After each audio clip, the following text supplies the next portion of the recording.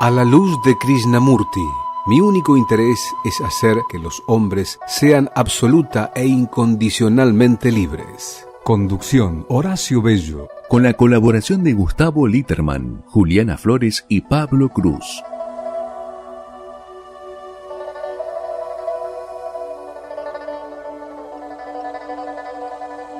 Buenas noches, un nuevo programa de A la luz de Krishnamurti. ¿Qué tal, Pablo?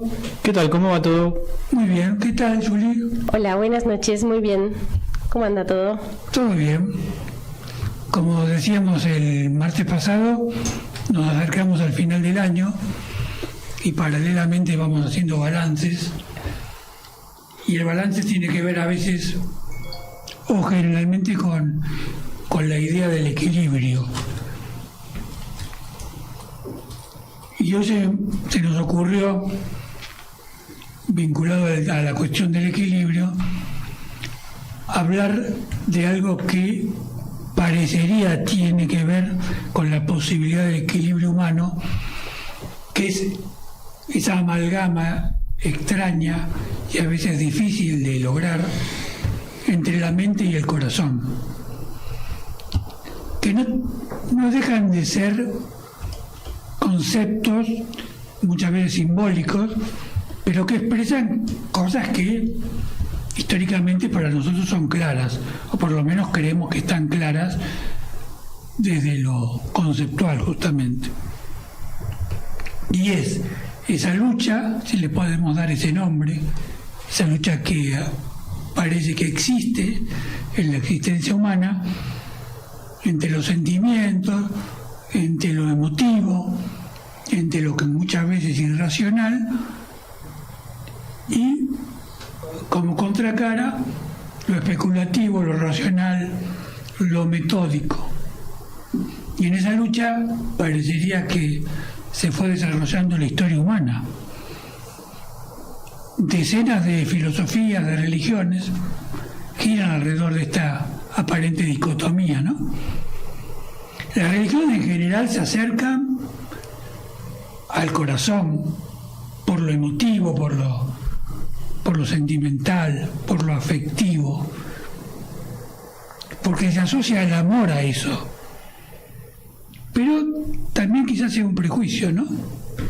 Quizás esa dicotomía no sea tal, quizás esa división no sea tan división. Bueno, quizás no sea nada de lo que hasta ahora hemos creído. Trataremos en este programa de ver si están así o si es asau, y trataremos también de ayudarnos con un texto muy interesante que esta vez no es de Krishnamurti. Bueno, vamos a empezar el programa con Juli, que creo que está un poco motivada con el tema. Así le damos un poco de nafta a Pablito para que se vaya cargando el tanque. Muy bien, muchas gracias por la sesión de micrófono. La línea que siento que une, yo la percibo cuando nombramos la sabiduría. Cuando reflexiono en torno al tema, siento que hay una línea en el medio que comunica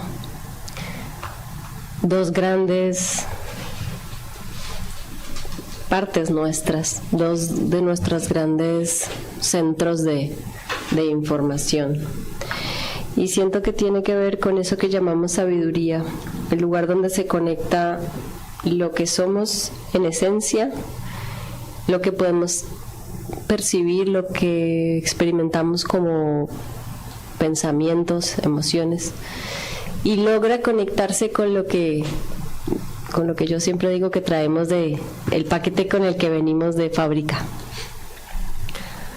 Y siento que lo une y lo que lo potencia a ese encuentro es la sabiduría. Entonces percibo yo que entre el corazón y la mente hay una integración de información, energía, diría nuestro amigo Gus, si me está escuchando. Sí. Le gusta hablarnos de la energía que confluye en eso que yo, de lo que yo experimento y como yo lo percibo, concibo como lo que llamamos sabiduría. Porque el sentir, la emoción, el intelecto, la acumulación de conocimiento, me parece que son cosas que si no fuera por la línea en la que confluyen, serían un montón de cosas sueltas que de hecho cuando corazón y mente están desconectados se desbalancea y se pierde, se diluye la posibilidad de la sabiduría. Entonces algunas veces nos inclinamos y nos volvemos súper, hiper intelectuales y el corazón se queda un poquito frío y abandonado, y otras veces también podemos ser súper, hiper sentimentales y muy apegados a la emoción y al sentimiento, y perdemos la posibilidad de conectarlo desde una parte más racional para poder emplearlo y experimentarlo con exactamente lo que llamo sabiduría. Para mí viene como por ese lado la conexión, como para empezar la conversación. Claro, porque para hablar de conexión tendríamos que hablar como de una especie de simbiosis o de convivencia entre dos cosas que tienen su lugar y su utilidad, porque una, como bien vos decías, una sin la otra y viceversa genera algún tipo de desbalance que después deriva en conflicto. Entonces, en principio a lo que se puede aspirar es a que tenga algún tipo de convivencia en balance, para que uno pueda de alguna manera darle lugar a todas aquellas partes que nos componen, porque el ejemplo que vos dabas está bueno. Si yo me vuelvo hiper sentimental y me quedo muy apegado a la emoción, no estoy haciendo uso de aquella otra parte que tiene un lugar o tiene un rol en ese momento para permitirme hacer una evaluación más sensata o más objetiva de la cosa. Entonces, quizás a mí la palabra corazón es una palabra que me hace ruido, porque bueno, yo soy más terrenal, entonces para mí el corazón es el órgano que bombea y nada más. Sí entiendo. Porque vos sos una mente. Claro, exactamente. Yo, digamos, desde mi experiencia, siempre está todo en la mente, o por lo menos está todo en el cerebro. Es decir, yo las emociones no las siento en el corazón, no me consta que estén en el corazón. Puedo estar equivocado, pero por lo menos de mi experiencia. ¿Nunca te dolió el pecho en una situación de dolor? No, la verdad que no. ¿Nunca se te puso la piel de gallina por una emoción? Sí, también. Sí, la panza te puede ser. Eso sí. Le dicen el otro cerebro. Sí, también. por eso. Claro, estoy más inclinado a pensar que la mente está en la panza que otra cosa. Pero sí, quizás dejando de lado lo puramente biológico y yendo más a lo simbólico que el corazón representa, para mí es un tema de convivencia, ¿no? Es decir, bueno, si yo por ejemplo estoy atravesando una experiencia que me genera miedo, yo puedo decir, soy miedoso, que ahí lo que estoy haciendo es identificándome y tomando posesión de aquello que estoy sintiendo en ese momento, o simplemente puedo decir, bueno, en este momento yo estoy sintiendo miedo, es decir, ese miedo que es parte de mí, es justamente una parte de mí, pero no es el total de mi identidad.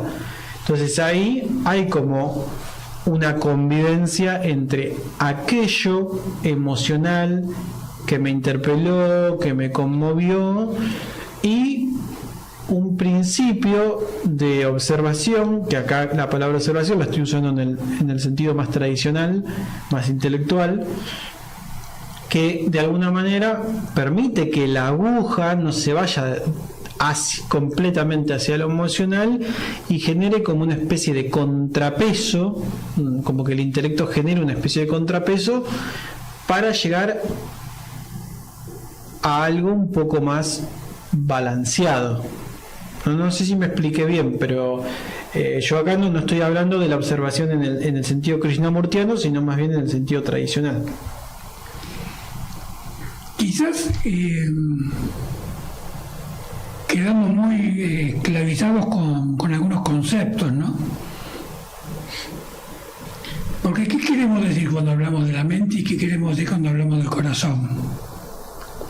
¿Lo tenemos claro? ¿O es una cosa media difusa, no? Yo empezaría por asociar la diferencia con la racionalidad. Parecería que históricamente todo lo que no es consecuencia de una elaboración racional, en el sentido estricto del término, estaría vinculado al corazón. Por añadidura, incluso desde una perspectiva algo despectiva, el corazón se asocia a lo irracional. Algo así como a la tontería, ¿no? Por eso históricamente, con cierto desdén, se asocia al corazón con la emotividad, con cosas de mujeres, ahí está el machismo, con el romanticismo, pero un romanticismo berretol que se refiere a cosas... Sí, a un drama más desproporcionado. Sí. Y a cosas menores que no hacen a las cuestiones importantes de la vida. Entonces el hombre, que es más racional, se ocupa de la guerra, del poder y de todas las cosas importantes, del dinero. Entonces, si vos te pones a reflexionar y lo haces desde el corazón, decís, y yo esa racionalidad no la quiero, porque es una vida que no me gusta, es una vida muy chata, muy lineal, pero también necesito la racionalidad para algunas cosas materiales, porque si no tengo instrumentos racionales hay cosas objetivas que no las puedo lograr. E incluso más, a veces se convierte el intelecto, puede estar al servicio de la emoción, porque cuando uno quiere expresar una emoción, uno sí o sí lo hace a través de un medio concreto material, ya sea una cosa o acciones, pero es el intelecto el que lo forma, es decir, el que le da forma. Y es a través de la administración de lo racional que se intenta poner en palabras o en símbolo aquello que se hace. O sea que el intelecto al servicio de la emoción o de los sentimientos tiene un rol.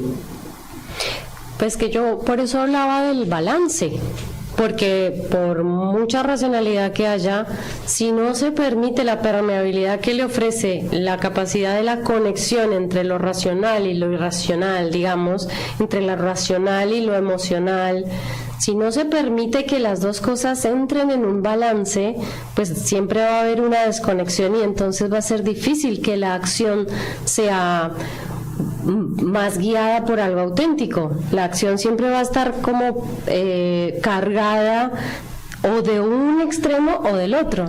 Claro, pero incluso hay en esos casos donde en teoría hay una desconexión, en realidad tampoco hay una desconexión, porque ¿quién puede pensar con emoción cero? No, yo no digo que haya desconexión, digo que hay desbalanceo, que pese más una que la otra. No, desconexión me parece difícil. Pero incluso, por ejemplo, yo cuestionaría eso, traería a la mesa esto de que cuando no estamos siendo teatrales, dramáticos, alegres, que no caemos en cliché, cuando no estamos haciendo todo eso, ¿no estamos también operando desde otras emociones? Porque hay emociones que son más sutiles o que no son tan teatrales, que operan cuando uno piensa. Por ejemplo, el enojo no es agarrarse a piñas. El enojo también puede ser. También. Bueno, eso seguro, pero ese es el que es fácil de ver. Ese es el que te lleva puesto, Pero sin racionalizar. Pero eso no es sutil, ese es el burdo. Sí. Pero si vamos hacia la sutileza, puede haber enojo en marcar distancia. En una caricia puede haber enojo si vamos a eso. Entonces, Pero claro que sí. ¿existe tal desconexión? ¿Se puede estar desconectado? No, para mí no. No, pero además, vos fíjate el ejemplo que vos das del enojo que está vinculado a la violencia. ¿Está alimentado del corazón o de la mente? Ese enojo. De la mente. De los recuerdos. Claro, de la mente, pero otro diría, no, si es de la emoción es del corazón. Claro. Es decir, si soy muy emotivo, es el corazón que me ordena, ¿no? Quiere decir que ahí hay una zona gris.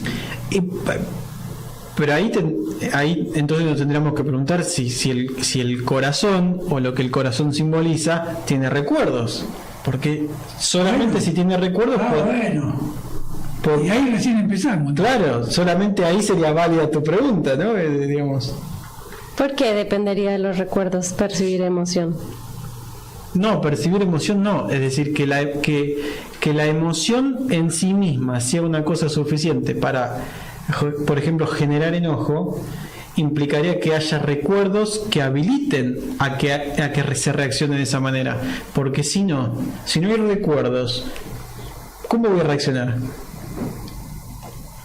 No, vos podés no reaccionar con el recuerdo, pero en realidad lo que nosotros llamamos recuerdo es la emocionalidad vinculada al recuerdo.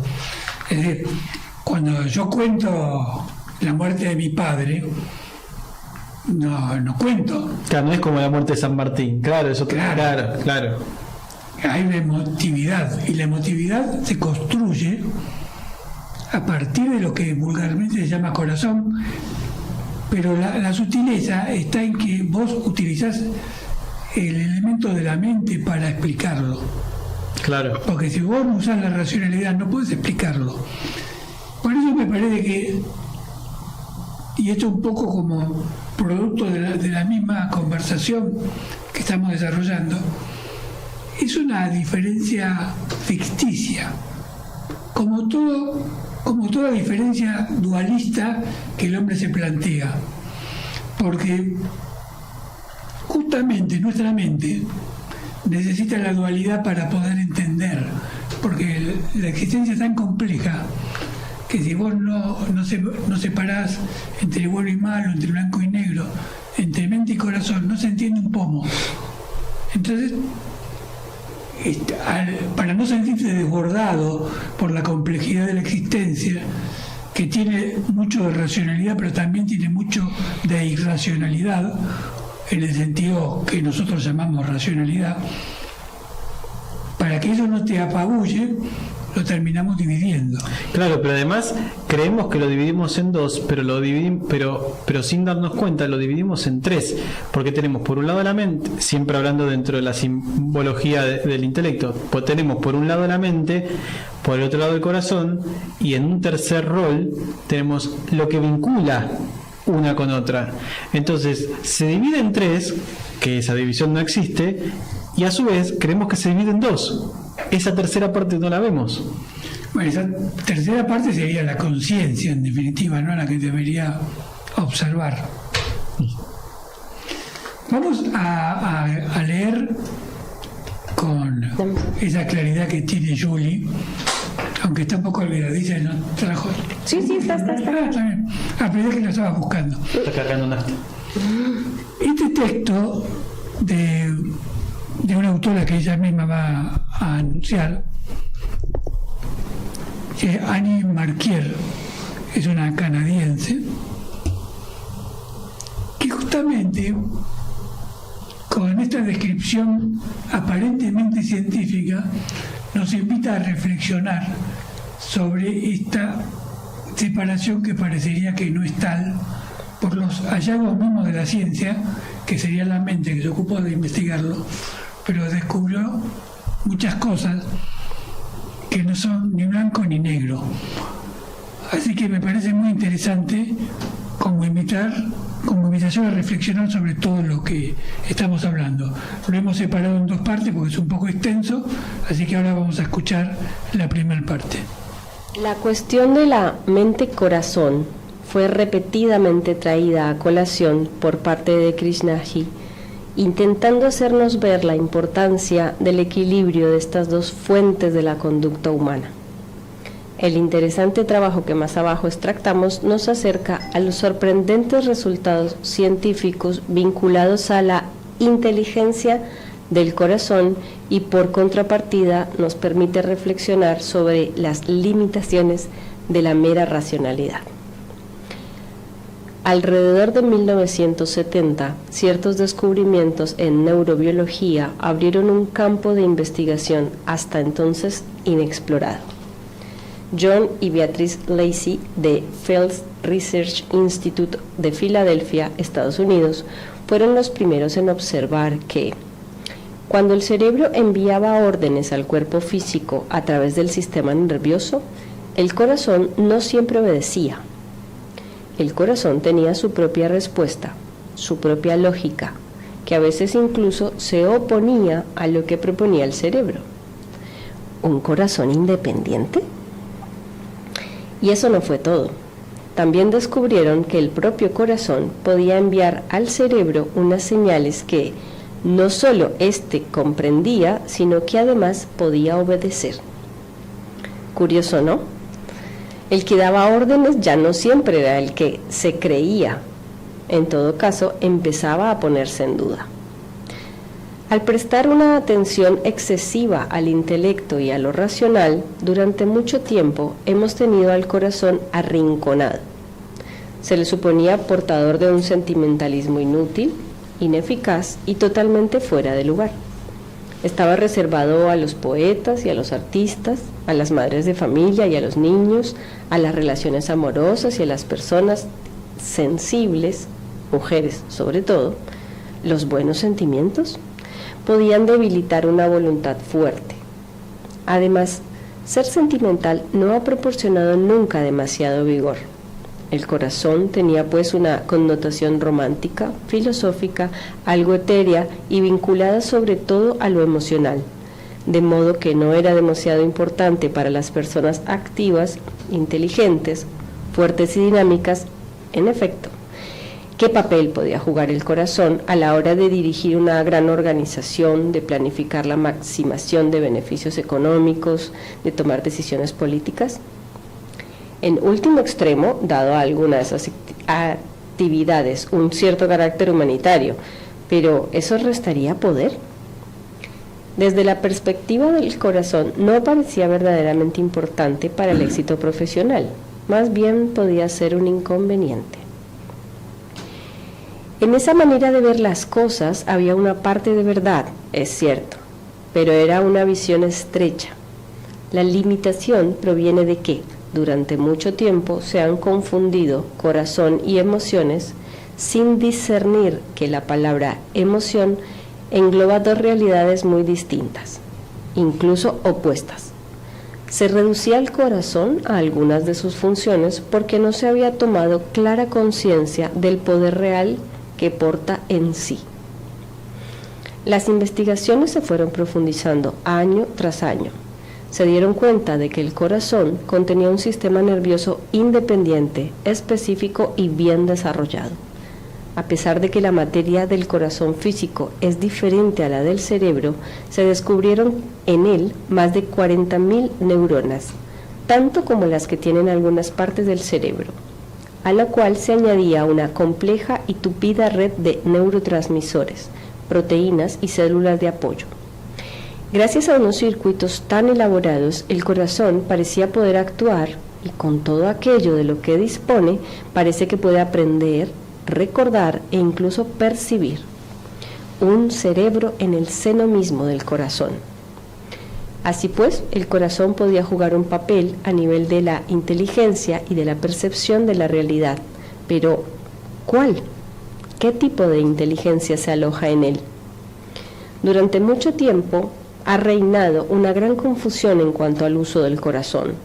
Confusión que no solo ha limitado la comprensión de las enseñanzas espirituales, sino que también la psicología, que con frecuencia ha reducido el corazón a un conjunto de mecanismos emocionales muy diversos. ¿Podemos fiarnos de él para gobernar nuestra vida cotidiana?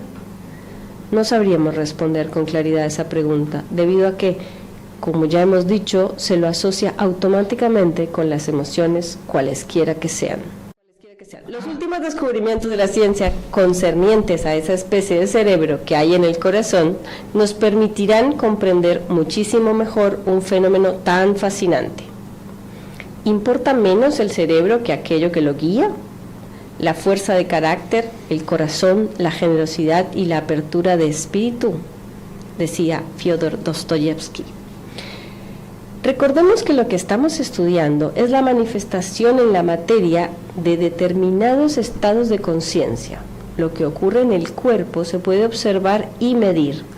El cuerpo físico está en relación directa con los estados de conciencia y en ese sentido es un indicador absolutamente fiable.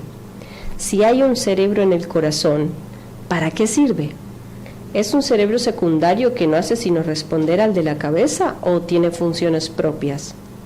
La pregunta no es baladí, pues conocemos algunos hechos relativos al corazón un tanto extraños. Por ejemplo, mientras se desarrolla el feto, el corazón empieza a latir antes de que se haya formado el cerebro. Otro ejemplo, durante algunas intervenciones quirúrgicas, el corazón continúa latiendo aunque el cerebro quede inactivo durante unos momentos. Qué curioso, ¿no? Como los investigadores creían que todo procedía del cerebro, estudiaron con énfasis los circuitos que partían de este, en especial el circuito cerebro-corazón. En años posteriores se dieron cuenta, sin embargo, que había también una comunicación en sentido contrario, es decir, desde el corazón hacia el cerebro. Ese olvido científico o falta de curiosidad tal vez no se debiera al azar. Quizás no era más que una manifestación inconsciente de una actitud psicológica que consideraba que lo más importante partía de la cabeza y que, por lo tanto, el corazón debía obedecer sus órdenes, como hacían los demás órganos. Creo que de algún modo esta descripción, en definitiva física, porque no más que eso, una descripción física de la manifestación de algo que empezamos a esbozar recién y que sería interesante poder desarrollar, y es el tema de la conciencia. Porque, ¿cómo vinculas ambas cosas? ¿Cómo expresar que está operando la inteligencia en nosotros? ¿Desde dónde? ¿Desde el corazón? ¿Desde la mente? La conciencia sería de algún modo el supuesto árbitro de ambos, ¿no? Pero no deja de ser una falacia conceptual, porque en realidad parecería que esa división no existe, que nosotros la hemos construido. Si nos ponemos a pensar, antes que tuviésemos los conocimientos anatómicos que la ciencia nos demuestra, los conceptos vinculados al corazón y al cerebro y a la mente eran conceptos arbitrarios. Cuando vos decís está operando el corazón y lo asociás al sentimentalismo, lo decís quizá porque cuando vos tenés una experiencia muy fuerte, una vivencia muy intensa, te tiende a doler el pecho, lo sentís en el corazón. Entonces, la historia humana hace que asocien el corazón a los sentimientos. Cuando algo te toca muy a fondo, en lo sentimental, en lo emotivo, el corazón late más fuerte. Se le dice pecho frío a la persona que no tiene emociones. Pecho frío es el corazón frío, ¿no? Y al que va ganando y después pierde. Claro. Bueno. Cambiemos de tema. Eso no, Pablo, no le rompas el corazón. Y rompiendo el Pero corazón. yo estaba pensando en colores distintos igual. Bueno, sí, pero entonces me hice perder ahora. Fuiste directo al corazón, eso fue casi un golpe bajo, digamos. Quizás la discusión seria, entre comillas, como dice Pablito, sería entre racionalidad e irracionalidad, entre inteligencia vinculada a la razón, inteligencia vinculada a alguna otra cosa. Quizás la interesante discusión sería cómo se integra la inteligencia humana, cómo opera, cómo se construye, desde qué lugar y cuáles son las mal llamadas fuentes físicas. Y digo mal llamadas porque sería al revés, la fuente estaría fuera de lo físico y el cuerpo sería el receptor de aquella inteligencia, ¿no? Como Krishnamurti sostiene. Pero de alguna forma o de otra, creo que la discusión apasionante es ¿qué es la inteligencia? ¿Qué es la inteligencia? Porque cuando vos te preguntás qué es la inteligencia, también cabría preguntarse, ¿tienen corazón las hormigas? ¿Las plantas? Solo tienen corazón los animales complejos. Pero los animales complejos tienen sentimientos porque tienen corazón. Y los que no tienen corazón no tienen sentimientos, tienen pura racionalidad, pero tienen inteligencia. Porque hay algo que opera en ellos que les permite subsistir y a muchos mucho más que nosotros mismos. Bueno, el solo hecho de que cada uno tenga su propio diseño, ya ahí ya te habla de que algún tipo de inteligencia está operando, porque tienen un diseño que se integra en donde están.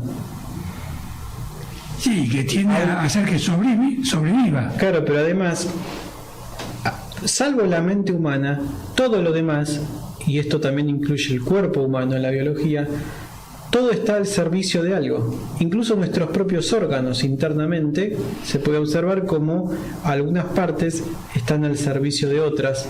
Y estar al servicio de significa ubicarse en el rol en el que se requiere en ese momento.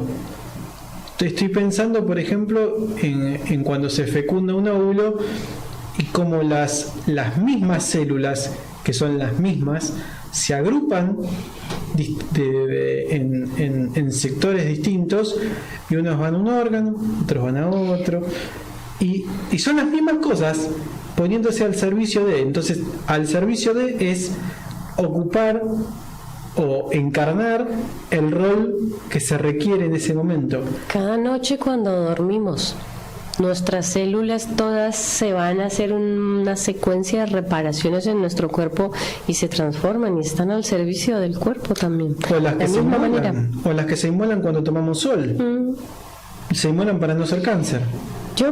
Hemos dedicado programas completos a la inteligencia y hay una gran diferencia entre aquello a lo que le atribuimos inteligencia desde lo intelectual, que es la mente usada para adquirir conocimiento, y le decimos eso inteligencia, y yo por eso nombraba la sabiduría, porque siento que es la que realmente logra reconocer como uno solo la mente y el corazón, entender que el ser está integrado por esas dos cosas. La manera en la que lo nombra Krishnamurti es hermosa, porque son dos lugares comunes a un ser, y como la mente es la que los separa para poder comprender, habría que buscar la manera de dejar de dividirlos para poder comprender la manera en la que simbióticamente funcionan de una manera perfecta. Se transmiten mutuamente información, se entregan sentires y se entregan reflexión mutuamente también para poder procesar esos sentidos, para procesar lo experimentado. Esa urgencia o esa característica de la mente de hacer la división interfiere muchísimo en la conexión que así como yo la nombraba, es una conexión que ya es. ¿Te acuerdas que estabas diciendo tú si había o no, que si se podía estar desconectado de la emoción? Para mí la sabiduría está en reconocer que hay conexión absoluta. De hecho, la información está presente todo el tiempo. El cuerpo a través del corazón está transmitiendo la información y la mente la puede percibir. Pero como estamos acostumbrados a tener la división y a intelectualizar lo que nos pasa, estamos desconectados de esas transmisiones que hace permanentemente. Y yo considero que el corazón, desde su sabiduría, ahora que leamos la segunda parte, seguramente van a venir otras informaciones a la mesa. Sí, me venía a la mente justamente aquel concepto de Krishnamurti que se refiere a que la inteligencia está fuera de nosotros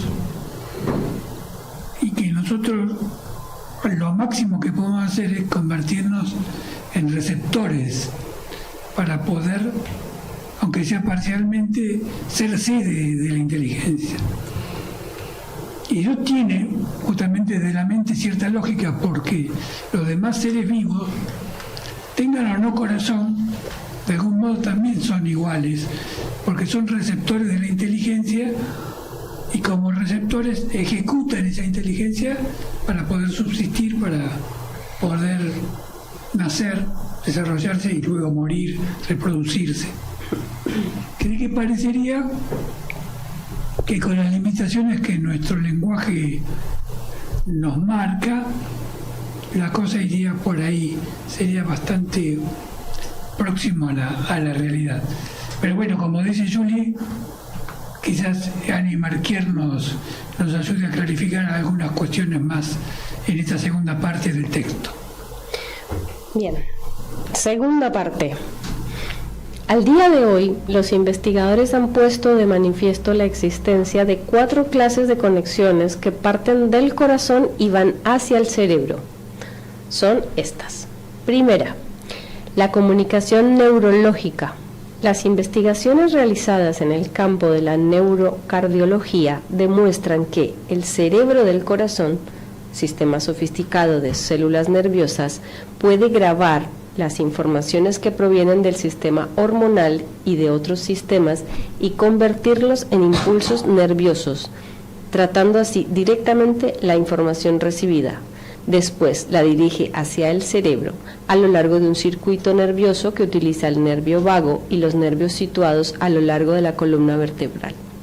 La información pasa por el cerebro límbico y llega por último al córtex cerebral, donde se encuentran los centros de percepción superior del cerebro.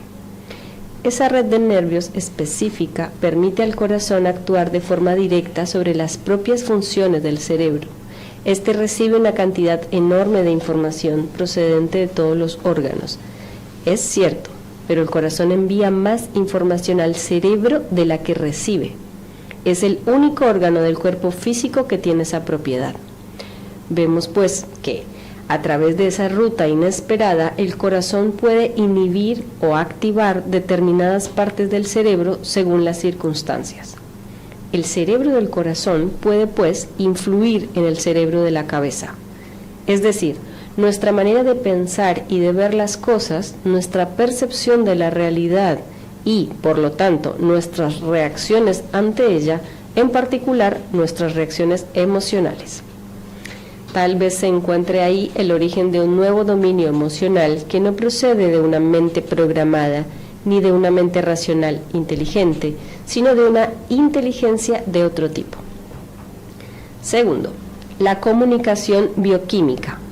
En 1986, 2 investigadores de Quebec, Antin y Genest, tras haber descubierto la hormona ANF, Atrial Natriuretic Factor, fueron los primeros en dar una nueva definición del corazón, atribuyéndole unas funciones muy por encima de la simple actividad cardiovascular, y pusieron de manifiesto el importante e independiente papel que juega en la producción y gestión de determinadas hormonas. En particular, demostraron que el corazón es el que produce la AND, una hormona fundamental que debido a la influencia que ejerce sobre muchos sistemas del cuerpo, asegura el equilibrio general conocido con el nombre de homeostasis. Uno de sus efectos es inhibir la producción de la hormona del estrés, en especial el cortisol. No olvidemos que el estrés y el miedo son los mecanismos primarios fundamentales del cerebro límbico. Tal vez tengamos ahí una excelente clave para hacer frente al estrés creciente del mundo moderno. Además, el corazón segrega su propia adrenalina cuando lo necesita y sintetiza por sí mismo otras hormonas que hasta hace poco se creía que solo las producía el cerebro y que tienen influencia directa sobre el comportamiento emocional. Entre otras, produce oxitocina, llamada hormona del amor. La libera en grandes cantidades cuando la persona se encuentra en estado afectuoso, como una madre con su bebé o dos enamorados. Las reacciones emocionales podrían, pues, no utilizar únicamente los circuitos del cerebro de la cabeza que hemos descrito con anterioridad, sino seguir otro camino pasando directamente por el cerebro del corazón. Tercera, la comunicación biofísica. El corazón bombea sin cesar y en cada latido envía a todo el cuerpo una potente presión sanguínea. Pues bien, se ha podido medir que la actividad eléctrica del cerebro es muy sensible a la actividad del corazón y que existe una relación directa entre las ondas que, procedentes del corazón, llegan al cerebro a través de la presión sanguínea y la actividad de las ondas cerebrales. Se ha observado en particular una relación directa entre la presión sanguínea y la respiración y ciertos ritmos del sistema nervioso autónomo. Al parecer, el ritmo cardíaco y sus variaciones constituyen el medio privilegiado por el que el corazón envía mensajes no solo al cerebro, sino también directamente al resto del cuerpo sin necesidad de permiso del cerebro. Cuarto, la comunicación energética. El campo electromagnético del corazón es 5.000 veces más intenso que el del cerebro. En realidad es más potente que el de cualquier otro órgano del cuerpo.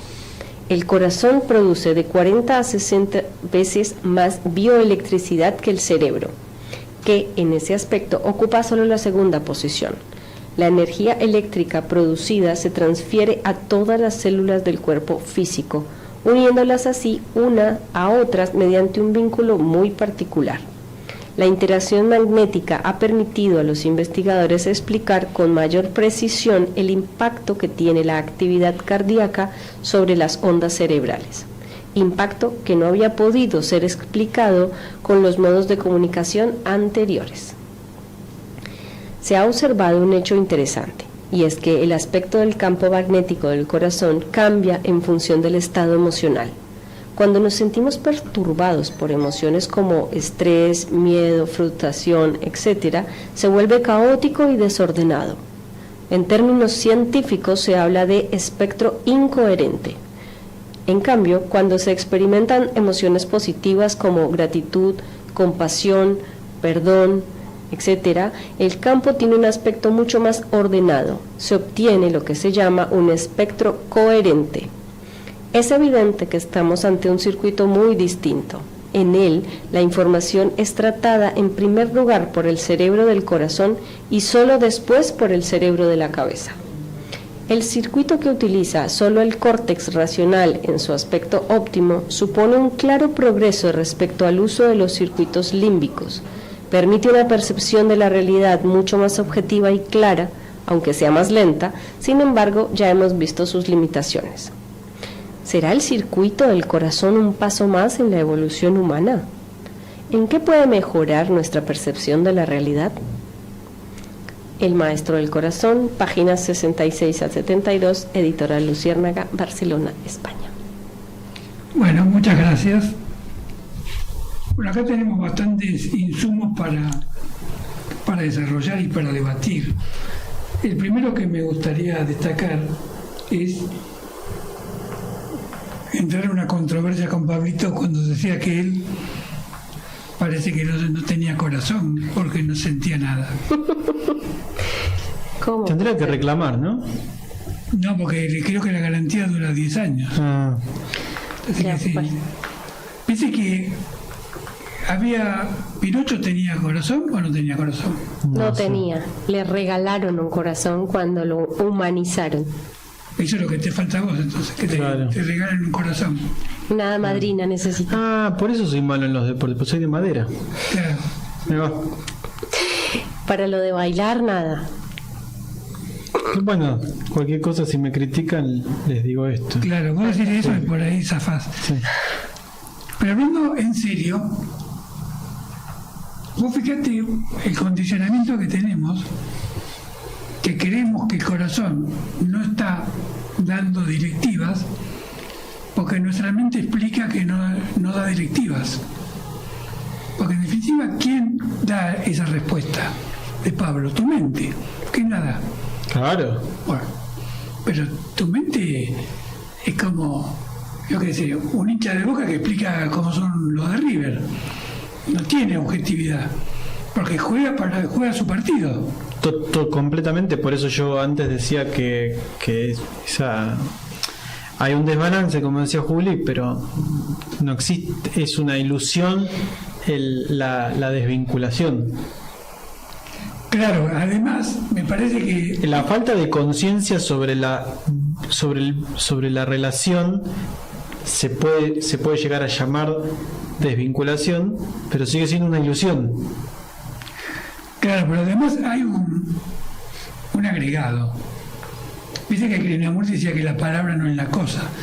Y una de las razones por las cuales decía que la palabra no es la cosa es porque la palabra es un resultado de nuestra mente. Es decir, la palabra es una construcción de la racionalidad. Es una forma de comunicarse con las limitaciones que tenemos como podemos. Y esa limitación está alimentada por la racionalidad.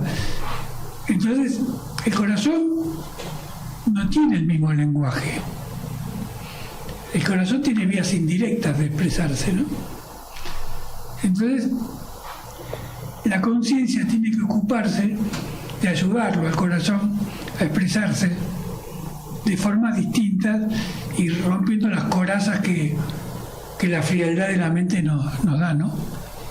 Fíjate cómo está apegado a la creencia, ¿no? A que el cerebro dirige. Nuestra manera de experimentar nuestro propio ser está muy apegado a esa creencia, que es lo que el texto lo explica como científicamente se había estudiado desde ese lugar, desde siempre entender que el cerebro dirigía todo, y al ponerse a investigar, quitándolo del centro al cerebro, encuentran que en realidad hay doble vía en la comunicación entre lo que llaman un cerebro y el otro.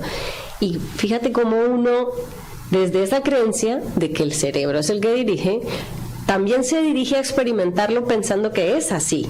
Entonces es como derrumbar eso para poder ir a sentir o a percibir lo que realmente está ocurriendo. Poder sentir la doble vía no es posible si no derrumbamos la creencia de que la cabeza está dirigiendo o el cerebro está dirigiendo. Claro, porque cuando decía lo del cerebro que está dirigiendo, me acordaba algo que había leído sobre los pulpos, que decía que el pulpo es uno de los bichos que tienen mayor inteligencia y de los que viven en el mar, quizás el más inteligente, incluso más inteligente que la ballena o que el delfín. Pero tiene una particularidad el pulpo: su inteligencia está distribuido en todo el cuerpo y en sus tentáculos incluso. Entonces no tiene un cerebro grande como el nuestro, desde el cual justifica su mayor inteligencia. Y ahora que mientras hablo, se me ocurre otra cosa. Durante milenios, no sé si milenios, pero centenares de años, hemos asociado el tamaño del cerebro a la inteligencia. Incluso los que somos abogados lo hemos estudiado machistamente, se decía que las mujeres eran menos inteligentes porque el cerebro de la mujer pesaba menos que el cerebro del hombre. A menos que te cases con una cabezona. No, porque puede ser cabezona, pero el cerebro es chiquito. Porque es mujer. Claro. Hay más líquido nomás. El hecho de que la mujer Es más grueso el coso, el es la cráneo. famosa cabeza hueca. Peor, más chiquito todavía que la media. Y esta broma tiene mucho de realidad cultural. Los animales incluso se lo asocian a su, o mejor dicho, se trata de explicar si son más inteligentes o no de acuerdo a la proporción que tiene la cabeza con el resto del cuerpo. Entonces decían que el perro era más inteligente que el gato porque la proporción, la cabeza del gato es más chica. Y es una arbitrariedad.